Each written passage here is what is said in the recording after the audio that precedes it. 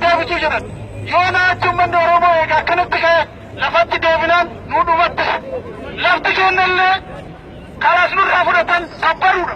Yoo naachi buqqa'u biraa hamuu qabnu Oromoo kutaan wali qoodina, amantiin wali qoodina, lagaan wali qoodina. Waa'ee Oromummaa waa'ee dhiiga tokko Rabbi dhiiga tokko nu godhe qabsoo kana biraa hin hafina. Waan dandeenyu bira dhaabanna. Qabsoo keenya haga bilisummaatti biraa hin hafnu. Nuti tokko.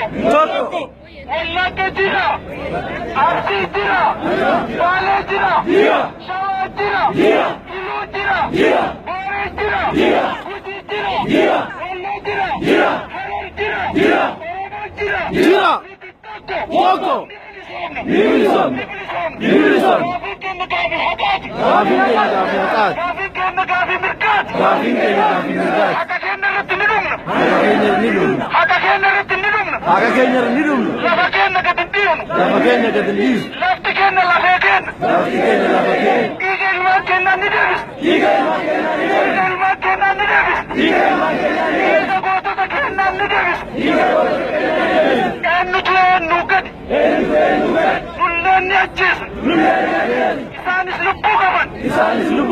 Ajjeesuu qabna. Karaa cufuu qabna. Gabaa lagachuu qabna. Waan hundaan lagachuudha wayyaane. Ni laganna. Laga kenna ni baasna. Irraa baasna. Ni bilisoomna. Qabsoon kun duubas hin deemu. Deemu. Duratti oofna. Irraan deebinu. Irratti wareegamna.